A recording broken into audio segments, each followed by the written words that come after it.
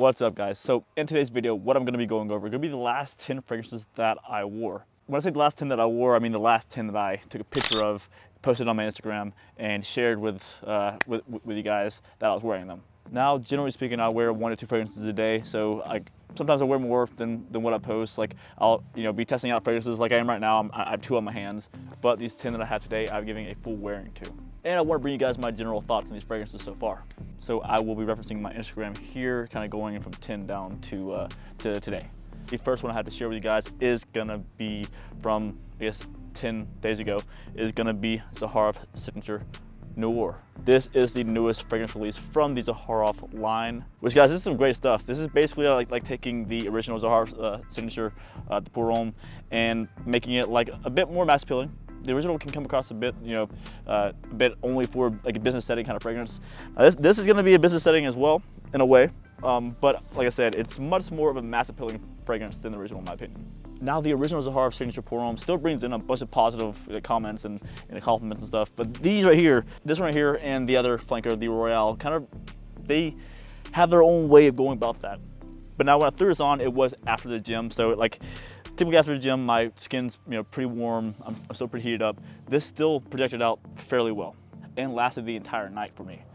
So I wasn't really out in public with this, so I didn't really get much, of a chance to get any kind of compliments with it. But to me, it was very nice, and it seems like a mass appealing fragrance. Again, guys, that first one that I had there was the Zaharoff Signature Noir. Now, the next fragrance that I wore was Acqua di Gio Profondo. Guys, I don't know where to start with this fragrance. This is an amazing, amazing blue scent. One that I wore in the past and I reviewed in the past off of a decant. But the amount of positive reactions that fragrance brought me, I was blown away with. Not that I didn't expect to get that many compliments from a blue fragrance like Acqua di Gio, but it just, everyone that I walked by, had something to say, had something positive to say about it. Someone came right up to me and asked me what I was wearing, because they wanted something strong to buy their husband for Christmas, something that could break through a mask. And guys, if you know anything about what I like, it's gonna be a blue strong fragrance. And Acqua di Gio Profondo is definitely that.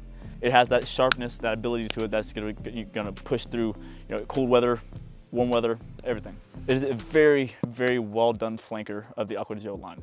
And it lasted me a long time that day. I could put it on 7 in the morning, it lasted me to about 4 or 5 in the afternoon. So for me, that time frame is pretty much perfect, because then I'm getting off work and going to the gym, and it allows me to put on a fragrance after the gym. Guys, the second one on this list was Acqua di Gio Profondo.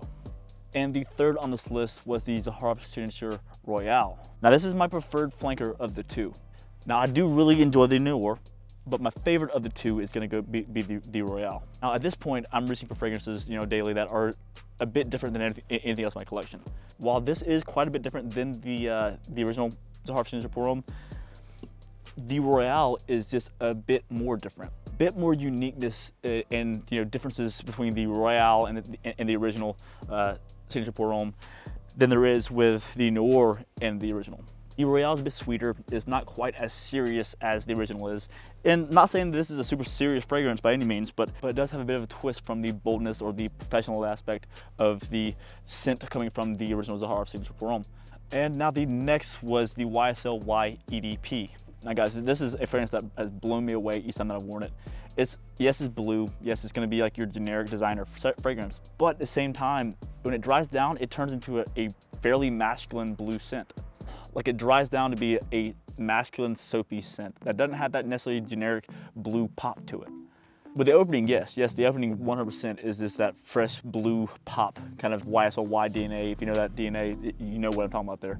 But the dry down is gonna be spectacular on that fragrance. Literally so good that I went out and bought the YSL Y Live. Fantastic scent, and it brought in a lot of positive reactions for me. Someone mentioned to me that it smelled nice when I was leaving the gym that day and when I stopped at the store afterwards. So that's 2 compliments on the way home, which is always nice to get. And again, guys, that was the YSL Y EDP. And the next fragrance that I wore is a clone of Creed Aventus. It is Pineapple Vintage Intense Gold. Now, guys, like I said in the comment on that picture, that was my first Creed Aventus clone. Before Club de Nuit Intense Man, before any other Creed Aventus clone, that was the one that I reached for. Just because I researched things about clones of Creed Aventus and how everyone sought after the pineapple batch, and that led me and directed me to Pineapple Vintage. And when I was looking into it, this happened to be their #1 seller of all of them. It's not directly like Acqua di Gio. If you smelt Pineapple Vintage Intense or Pineapple Vintage, their line of fragrances, you know what I mean there. Not gonna have that richness, that that quality that's there that's in something like Acqua di Gio. It's not the best clone of Acqua di Gio by any means, but it is enjoyable in the sense of they're a very bright pineapple opening that's very, very alluring and nice to feel that around you. Hence why in the past I've had it on top 10 most complimented list, because it is a very highly complimented fragrance. Not only that, it's long lasting, it's strong. It's almost too strong to wear to work, honestly. Where I work in the hospital, it's a bit too strong to wear in there because the sillage from that fragrance is wild. Like I'll put it on and you can smell it like down the entire hallway. It is a very loud fragrance, let's put it that. But if I were to limit down my Acqua di Gio style clones to like 3, it'd be one of them. And again, guys, that was Pineapple Vintage Intense Gold. Next fragrance that I wore was Acqua di Gio Absolute, which happens to be one of the most overlooked flankers from the entire line. See why? It is a bit sweet, it's a bit deterring from the Aqua line, but it pulls in compliments like the Acqua di Gio does. It is one of the more enjoyable from the Acqua di Gio line. Hence why I reach for it as often as I do.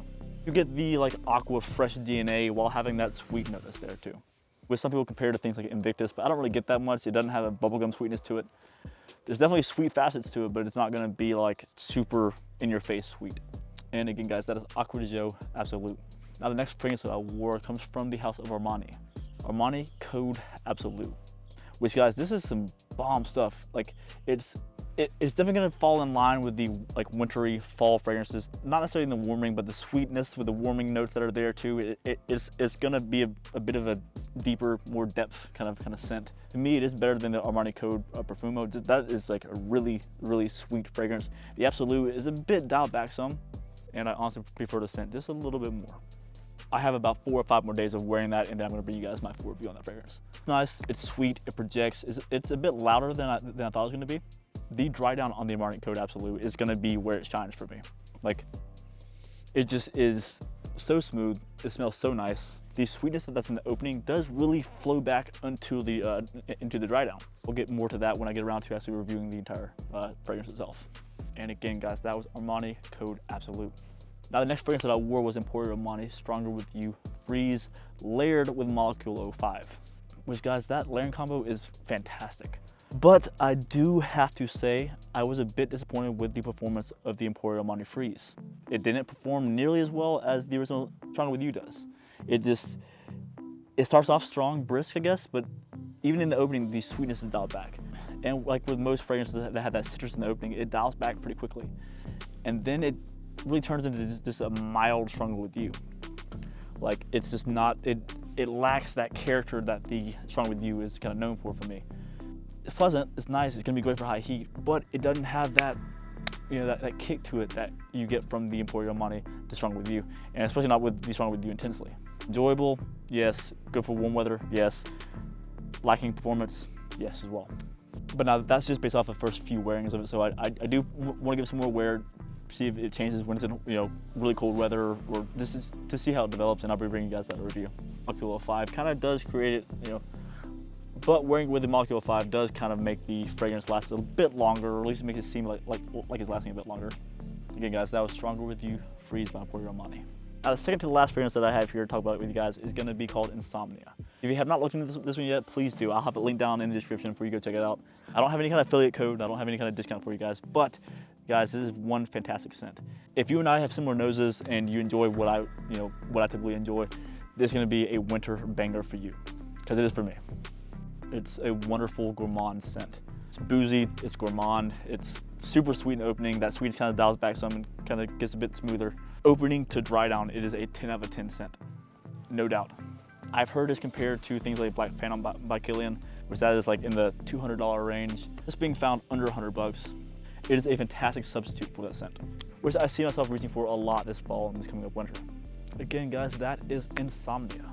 And that brings you to what I am wearing today, which happens to be King by Pete and Pedro, which is inspired by Creed Green Irish Tweed, which happens to be one of my favorite fragrances from the House of Creed, which with this, they did a really good job with it. It's a bit different in the dry down than it is with with actually Creed Green Irish Tweed. It, to me, is a bit better in the dry down. Something in Green Irish Tweed that is a bit nauseating in the dry down when it gets really hot. I have not found to be a problem with when I wear King. King has a certain freshness to it that's just very appealing. It's one that I spray heavy and just go. And I can just spray and go and not worry about offending anybody, because that's a very inoffensive scent. The most inoffensive on the market, for sure. I'm gonna go ahead and get inside. These gnats are killing me out here. And guys, if you want to see what's going to be on this next video, do not forget to go to my Instagram page and give me a follow on there. Because I'm going to try to post everything that I wear each day. Kind of follow up with one of these videos to kind of tell you guys my thoughts on them. But guys, like I always say, keep it gent, love your scent, and I'll see you all next time.